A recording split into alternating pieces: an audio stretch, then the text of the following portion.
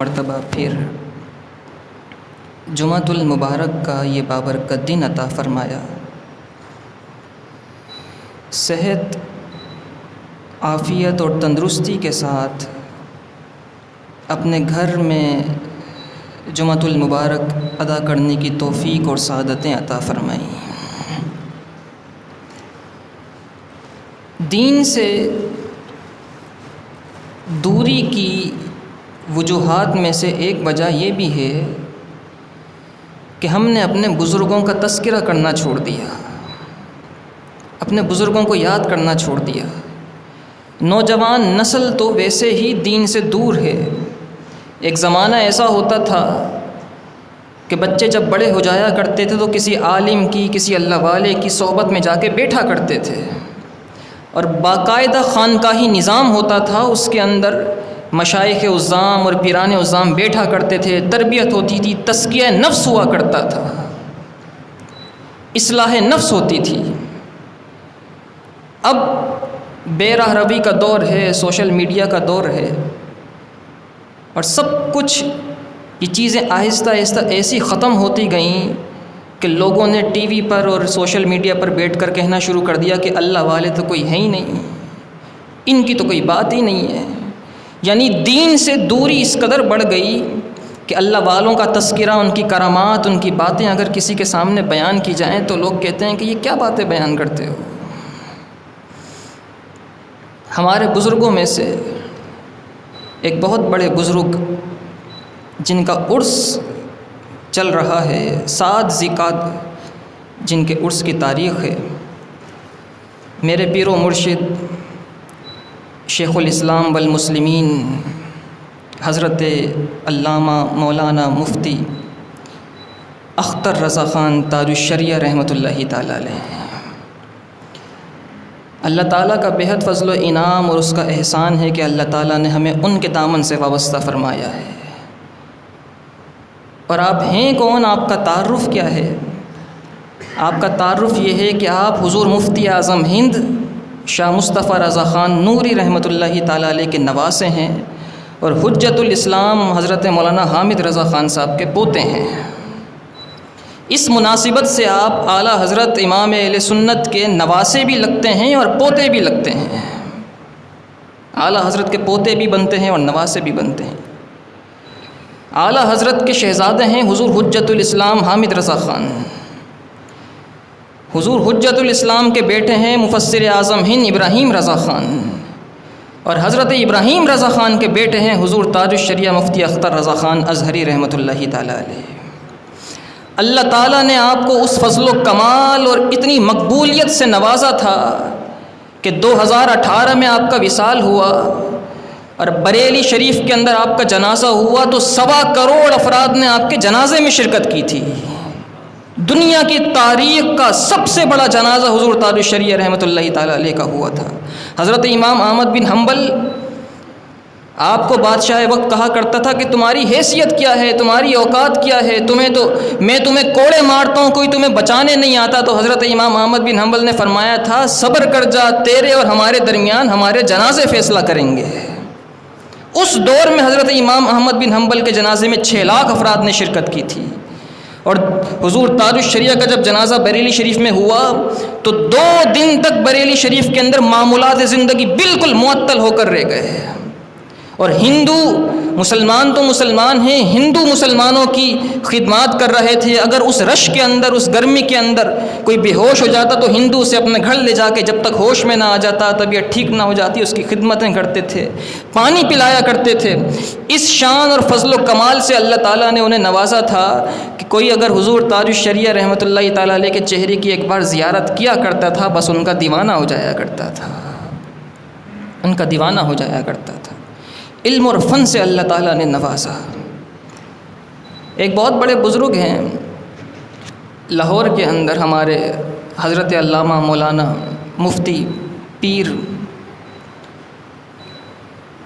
سید خرم ریاض شاہ صاحب، آپ ایک دن مجھے کہنے لگے، فرمانے لگے کہ حضور تاج الشریعہ بریلی شریف میں پیدا ہوئے، ہندوستان میں رہے، پھر آپ مصر گئے پڑھنے کے لیے، لیکن مصر جانے سے پہلے، عرب جانے سے پہلے ہی اللہ تعالیٰ نے آپ کو عربی کے اندر ایسا ملکہ عطا فرمایا تھا، عربی کے اندر اتنا کمال تھا کہ اعلیٰ حضرت امام اہل سنت کا مدرسہ ہے جامعہ منظر الاسلام بریلی شریف کے اندر، اس مدرسے کے اندر عرب کے کوئی استاد پڑھایا کرتے تھے جو تھے عربی، اردو نہیں آتی تھی، ہندی نہیں آتی تھی، اور مدرسے کے اندر جو اخبار آتا تھا وہ ہندی میں آیا کرتا تھا، اور آپ کو وہ ہندی اخبار پڑھنا نہیں آتا تھا، لیکن وہ جو عرب کے استاد آئے تھے ان کو خواہش تھی، شوق ان کا یہ تھا کہ دنیا کے معمولات اور خبروں سے بھی باخبر رہوں۔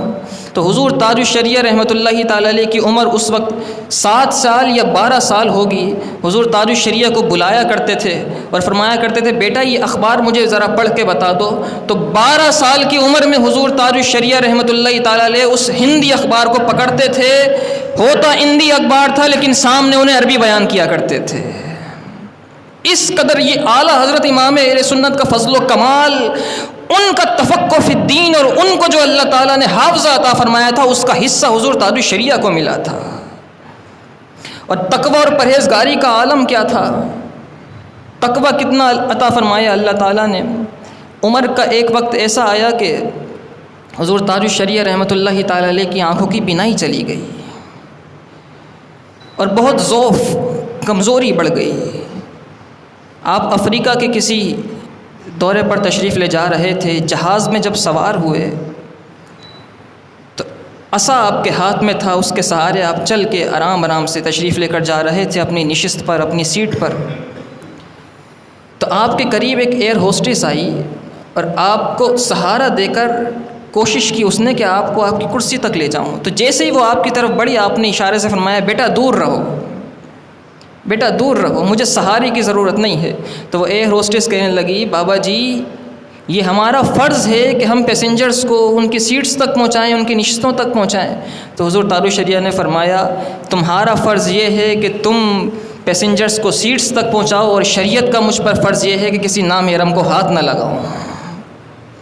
اس تقوی سے آج کل کے جو پیرانے عظام ہیں معاملہ ہی خراب ہے، بیٹی بیٹی کر کے پیر مریدنیوں کے سروں پر ہاتھ رکھ رہا ہوتا ہے، دم ہو رہا ہوتا ہے، سامنے بیٹھے ہیں۔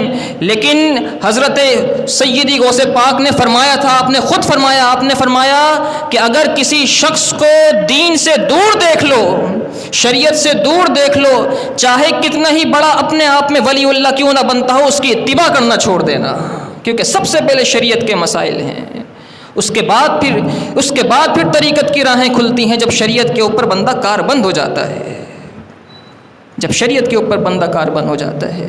اللہ تعالیٰ نے حضور تاج الشریعہ رحمۃ اللہ تعالیٰ علیہ کو وہ مقبولیت عطا فرمائی کہ آپ کی آنکھوں کی بینائی چلی گئی۔ تو حضور تاج الشریعہ رحمۃ اللہ تعالیٰ علیہ کے دل میں خواہش، ہر ایک کے دل میں خواہش ہوتی ہے کہ مدینہ منورہ کی زیارت کروں، آنکھوں کی بینائی چلی گئی۔ مدینہ منورہ بھی جانا تھا، حضور کے روضہ انور کی زیارت کرنی تھی، بینائی نہیں تھی، ڈاکٹر سے علاج کروایا، بیرون ملک گئے آنکھوں کے علاج کے لیے، ڈاکٹرز نے کہا کہ بینائی اس طرح جا چکی ہے اب واپس نہیں آ سکتی، اور عمر اتنی بڑھ گئی ہے کہ اب آپریشنز بھی کیے جائیں، جو معاملات کر لیے جائیں، جس طرح ٹریٹمنٹ کی جائے، آنکھوں کی بینائی واپس آ نہیں سکتی، اب ایسے ہی زندگی گزارنی پڑے گی۔ تو حضور تاج الشریعہ رحمۃ اللہ تعالیٰ نے نبی پاک صلی اللہ علیہ وسلم کی بارگاہ میں استغاثہ پیش کیا، اور حضور کی شان میں پوری نعت لکھی آپ نے، منور میری آنکھوں کو میرے شمس الضحیٰ کر دیں، غموں کی دھوپ میں وہ سایہ زلف دتا کر دیں، غموں کی دھوپ میں وہ سایہ زلف دتا کر دیں، جہاں بانی عطا کر دیں، بھری جنت عطا کر ہبا کر دیں، نبی مختار کل ہیں جس کو جو چاہیں عطا کر دیں، اور جہاں میں ان کی چلتی ہے وہ پل میں کیا سے کیا کر دیں، زمیں کو آسماں کر دیں، سریا کو سرا کر دیں، اور مجھے کیا فکر ہو اختر میرے یاور ہیں وہ یاور، بلاؤں کو جو میری خود گرفتار بلا کر دیں۔ حضور تاج الشریعہ رحمۃ اللہ تعالیٰ علیہ نے یہ نعت لکھی اور حضور کی بارگاہ میں جب استغاثہ پیش کیا نا کہ منور میری آنکھوں کو میرے شمس الضحیٰ کر دیں، یا رسول اللہ آپ تو ہیں ہی سورج سے زیادہ روشن، آپ کی روشنیوں سے تو سورج اور چاند تارے روشنی پاتے ہیں، اپنے کرم اور اپنے نور سے میری آنکھوں کو بھی منور فرما دیجیے۔ حضور کی بارگاہ میں جب یہ استغاثہ پیش کیا، ڈاکٹرز حیران تھے، حضور تاج الشریعہ رحمۃ اللہ تعالیٰ علیہ کی آنکھوں کی بینائی واپس آئی اور حضور کی 12ویں کی نسبت سے 12 سال تک رہی، 12 سال تک آنکھوں کی بینائی حضور تاج الشریعہ کی واپس رہی، اور آپ نے مدینہ منورہ کے اسفار فرمائے اور دیگر مقامات کی زیارات فرمائی۔ یہ مقبولیت تھی نبی پاک صلی اللہ علیہ وسلم کی بارگاہ میں حضور تاج الشریعہ رحمۃ اللہ تعالیٰ علیہ کی، اور اس شان سے اللہ تعالیٰ نے آپ کو نوازا تھا۔ آپ بریلی شریف میں آپ نے پڑھا، تعلیم حاصل کی، اور یہاں ایک بڑی قابل غور بات، جس کے پاس کوئی چیز ہوتی ہے نا اسے قدر نہیں ہوتی۔ وہ کسی نے کہا ہے نا کہ اگر چاند میسر آ جائے جو چاند نہیں رہتا، چاند بھی مل جائے اگر پھر وہ چاند نہیں رہتا۔ جس کے پاس جو چیز ہوتی ہے اسے اس کی قدر، اس کی قیمت، اس کی حیثیت کا احساس نہیں ہوتا۔ حضور تاج الشریعہ رحمۃ اللہ تعالیٰ علیہ پوری دنیا کے اندر آپ کا مقام اور مرتبہ یہ تھا کہ جس فتوے پر آپ کی مہر لگ جایا کرتی تھی وہ علماء کے نزدیک سند کی حیثیت رکھتا تھا، اور اس کو چیلنج نہیں کیا جاتا تھا۔ پھر آپ کی مہر کا ہونا یا آپ کے لکھے ہوئے فتوے کا ہونا پوری دنیا میں ایک سند اور ایک گارنٹی ہوا کرتی تھی کہ یہ حضور تاج الشریعہ کا فتویٰ ہے۔ آپ نے کس کی سرپرستی میں فتاوی جات لکھے؟ حضور مفتی اعظم ہند شاہ مصطفیٰ رضا خان نوری رحمۃ اللہ تعالیٰ علیہ، اور دوسرے ہیں حضرت مولانا سید افضل حسین شاہ صاحب رحمۃ اللہ تعالیٰ علیہ۔ اور سید افضل حسین شاہ صاحب رحمۃ اللہ تعالیٰ علیہ حضور تاج الشریعہ کے استاد بھی ہیں، اور آپ سید افضل حسین شاہ صاحب بریلی شریف کے اندر اعلیٰ حضرت کے مدرسے میں مفتی بھی تھے، فتوے لکھا کرتے تھے۔ ہم سکھر والوں پر اللہ تعالیٰ کا کتنا بڑا فضل و احسان ہے کہ سید افضل حسین شاہ صاحب کا مزار سکھر میں موجود ہے۔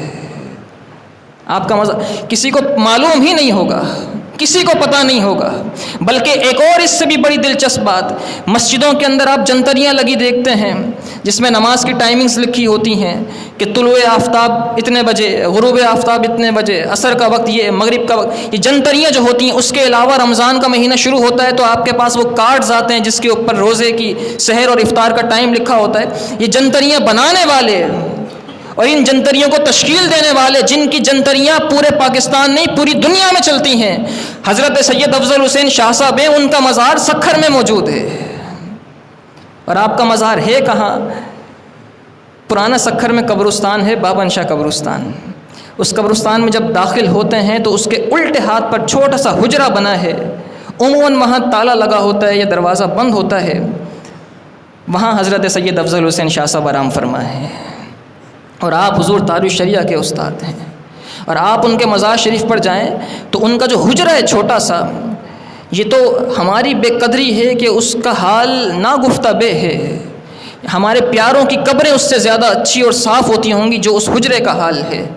اور آپ اس حجرے کے باہر جائیں تو اس حجرے کے باہر جنرل ضیاء الحق کا خط لگا ہے، تعزیت نامہ لکھا ہے اس کے اوپر کہ میں تعزیت کرتا ہوں سید افضل حسین شاہ صاحب کے وصال کی۔ اتنی بڑی شخصیت، اتنی قداور شخصیت۔ اور ایک دن مفتی محمد ابراہیم قادری صاحب مجھے خود فرمانے لگے، کہنے لگے کہ حضور سید مفتی افضل حسین شاہ صاحب جب حیات تھے تو میں ان کی خدمت کیا کرتا تھا، ان کے پاس جایا کرتا تھا۔ جب ان کے وصال کا وقت قریب آیا تو مجھے پاس بلا کر کہنے لگے ابراہیم مجھ سے علم لے جاؤ، مجھ سے تھوڑا علم لے جاؤ، کیونکہ علم کی وجہ سے میرا سینہ پھٹ رہا ہے۔ اللہ نے اس قدر علم سے آپ کو نوازا تھا سید افضل حسین شاہ صاحب رحمۃ اللہ تعالیٰ علیہ کو۔ یہ ہماری ذمہ داری ہے کہ ان کا سالانہ عرس منعقد نہیں کر سکتے اگر بڑے پیمانے پر، تو کم از کم فاتحہ کا اہتمام کیا جائے، ان کے مزار پر انوار کی دیکھ بھال کی جائے۔ حضور تاج الشریعہ کے استاد ہیں سید افضل حسین شاہ صاحب جو کہ سکھر میں موجود ہیں۔ پھر آپ نے اپنی تعلیمات مصر میں جا کے مکمل کی۔ حضور مفتی اعظم ہند شاہ مصطفیٰ رضا خان نوری رحمۃ اللہ تعالیٰ علیہ نے آپ کو فرمایا آپ مصر چلے جائیں، ازہر جا کے پڑھیں۔ جامعۃ الازہر آپ تشریف لے کر گئے 1963 کے اندر، 1963 میں، اور 3 سال کلیہ اصول الدین کے اندر آپ نے تعلیم حاصل کی، اور اللہ تعالیٰ نے اس خاندان پر کتنا فضل فرمایا ہے، اعلیٰ حضرت کے خانوادے پر کتنا انعام فرمایا ہے۔ جامعۃ الازہر میں 40,000 بچے پڑھا کرتے تھے اس وقت، اور ان 40,000 میں پورے جامعے کے اندر پہلا مقام حاصل کرنے والے حضور تاج الشریعہ تھے، پہلی پوزیشن حاصل کرنے والے حضور تاج الشریعہ سے۔ پھر آپ پاکستان آئے، پھر سن 2010 میں آپ واپس تشریف لے کر گئے جامعۃ الازہر، تو جامعۃ الازہر میں ایک بہت بڑی تقریب منعقد ہوئی، اور اس تقریب کے اندر حضور تاج الشریعہ کو خاص طور پر فخر ازہر کے خطاب سے نوازا گیا، فخر ازہر کے ایوارڈ سے نوازا گیا۔ اس کا مطلب یہ تھا کہ دنیا میں لوگ چاہتے یہ ہیں کہ ہم الازہر جا کے پڑھیں، جامعۃ الازہر جا کے ڈگری حاصل کریں، اپنے نام کے آگے الازہری کا لفظ لگا دیا جائے، فخر کی بات ہوتی ہے کہ الازہر سے پڑھ کر آیا ہے۔ لیکن جامعۃ الازہر فخر ازہر کا خطاب حضور تاج الشریعہ کو دے کر یہ بتا رہا تھا کہ پوری دنیا ازہر آ کے پڑھنے پر فخر محسوس کرتی ہے، لیکن جامعۃ الازہر اس بات پہ فخر کرتے ہیں کہ آپ یہاں سے پڑھ کر گئے ہیں، کہ آپ یہاں سے پڑھ کر گئے ہیں۔ اس قدر یہ علم کی بات میں اس لیے بتا رہا ہوں کیونکہ آج لوگ علم سے بالکل دور ہو کر رہ گئے ہیں، اور ظاہری طور پر جو چمک نظر آتی ہے اس کی طرف لوگ اتنا محو ہو گئے کہ علمان والحفیظ، اور صرف یہ چیز نہیں، حضور تاج الشریعہ رحمۃ اللہ تعالی علیہ کو اللہ تعالیٰ نے باکرامت بنایا تھا، باکرامت بنایا تھا۔ ہندوستان میں کسی مقام پر جلسہ تھا، حضور تاج الشریعہ رحمۃ اللہ تعالی علیہ تشریف لے کر گئے اس مقام پر۔ جس دن اس شہر میں جلسہ تھا، اسی دن اس شہر کے اندر کسی مجذوب کا انتقال ہو گیا۔ وہ مجذوب پورے شہر میں بڑے معروف تھے اور مشہور تھے، ان کی کرامتیں اور ان کی ولایت کے پورے شہر میں چرچے تھے۔ جس دن آپ کی تشریف آوری تھی اسی دن ان بزرگ کا وصال ہوا۔ جب وصال ہوا تو لوگوں نے چاہا کہ حضور تاج الشریعہ کا جلسہ ہے اور پورا شہر اس جلسے میں شرکت کرے گا، مجذوب کا انتقال بھی ہو گیا ہے، مجذوب کے جنازے کا وقت ایسا رکھا جائے کہ حضور تاج الشریعہ کے جلسے سے پہلے تجہیز و تکفین اور تدفین کے تمام معاملات کر دیے جائیں تاکہ جلسے میں لوگ آ سکیں بآسانی۔ تو لوگوں نے چاہا کہ جلدی کفن دیا جائے اور دفن کیا جائے، لیکن ہوا یہ کہ ان مجذوب کا جسم اکڑ گیا، اور جس طرح گٹھلی بن جاتی ہے، ہاتھ مڑ گئے، پاؤں مڑ گئے، اس طرح کی کیفیت ان کی ہو گئی۔ اب ایسی کیفیت میں کفن کیسے پہنایا جائے؟ گٹھلی بن گئی جسم۔ اگر کوئی اور ہوتا، اور عموماً ایسا ہوتا ہے کہ اگر کسی کے جسم میں انتقال کے بعد ظاہری طور پر تبدیلیاں آ جائیں تو لوگ بدگمانیاں کرنے لگ جاتے ہیں کہ اگر اللہ والا ہوتا تو اس کا جسم نرم و ملائم ہوتا، اگر نیک ہوتا تو یوں ہوتا، اس کا جسم کتنا بھاری ہو گیا۔ نبی پاک صلی اللہ علیہ وسلم نے ارشاد فرمایا انتم شہداء اللہ فی الارض، فرمایا کہ تم سب اللہ کے گواہ ہو زمین کے اندر۔ ایک مرتبہ ایک جنازہ گزرا حضور کے سامنے سے، تو لوگوں نے کہا کہ یہ جنازہ بڑا برا تھا، یہ آدمی بڑا برا تھا، بدبخت تھا، گنہگار تھا۔ حضور نے فرمایا اس پر جہنم واجب ہو گئی۔ پھر ایک جنازہ گزرا، لوگوں نے اس کی تعریفات کی، حضور نے فرمایا اس پر جنت واجب ہو گئی۔ وہ لوگ حضور کے پاس آئے، کہنے لگے یا رسول اللہ ہمارے کہنے سے جنت واجب، ہمارے کہنے سے جہنم واجب۔ حضور نے فرمایا تم سب اللہ کے گواہ ہو زمین پر، تم جس کے بارے میں مل کر جو رائے گمان کر لیتے ہو، جو رائے قائم کر لیتے ہو، اللہ تعالیٰ قیامت کے دن اس کے ساتھ وہ معاملہ فرما دیا کرتا ہے۔ تو اسی لیے مرنے والوں کی برائیاں نہیں کرنی چاہیے۔ تو لوگوں نے اس اللہ والے کی اس مجذوب کے جسم کے بارے میں کہنا شروع کر دیا کہ اگر اللہ والا حقیقتاً اللہ والا ہوتا تو جسم کا یہ حال نہ ہوتا۔ بہرحال علماء کرام جمع ہوئے کہ ان کے جسم کو ٹھیک کیسے کیا جائے، سیدھا کیسے کیا جائے، گرم پانی ڈال کے پٹھے تھوڑے سے نرم ہوں تو جسم سیدھا ہو۔ جسم سیدھا نہیں ہوتا تھا۔ حضور تاج الشریعہ رحمۃ اللہ تعالی علیہ تشریف لے آئے شہر کے اندر، آپ کو خبر دی گئی کہ فلاں مجذوب کا وصال ہوا ہے، اور مسئلہ یہ پیدا ہو گیا ہے کہ اب کفن کیسے پہنایا جائے۔ تو آپ جو فتویٰ صادر فرمائیں، جو آپ حکم دیں، اس کے مطابق تمام معاملات سر انجام دیں گے۔ حضور تاج الشریعہ نے فرمایا مجھے وضو کراؤ۔ آپ کو وضو کرایا گیا، فرمایا مجھے لے کر چلو اس مجذوب کے میت کے پاس۔ اس مجذوب کی میت کے پاس لے کر آئے، آپ میت کے قریب گئے، کان پکڑا، اور کان پکڑ کے کان میں کچھ کہا تو اس کا جسم بالکل سیدھا ہو گیا، فوراً بالکل پورا جسم سیدھا ہو گیا۔ کفن پہنایا گیا، تدفین ہوئی، تمام معاملات ہوئے۔ اس کے بعد علماء کرام کا ایک گروہ حضور تاج الشریعہ کے پاس آیا، کہنے لگا ذرا یہ بتائیں آپ نے کان میں پڑھ کے کیا پھونکا تھا، کیا دم کیا تھا آپ نے کان کے اندر کہ جو ان کا جسم بالکل صحیح ہو گیا؟ حضور تاج الشریعہ نے فرمایا کہ نہیں بتانے کی بات نہیں ہے، کوئی اور اگر ہوتا جس کو حب جاہ ہوتی، کوئی نفس کا لالچی ہوتا، وہ اپنی کرامتیں بیان کرتا، کتابیں لکھ دی جاتی اس کے اوپر، نہ جانے کیا کیا ہوتا کہ میں نے یوں کیا، شاید بیانات کے اندر اپنی کرامتوں کا اظہار کیا جاتا۔ آپ نے فرمایا نہیں، بتانے کی بات نہیں ہے، بتانے کی بات نہیں ہے۔ لوگوں نے اصرار کیا، علماء کرام نے اصرار فرماتے رہے، بتائیے حضور آپ نے پڑھا کیا ہے، آپ نے پڑھا کیا؟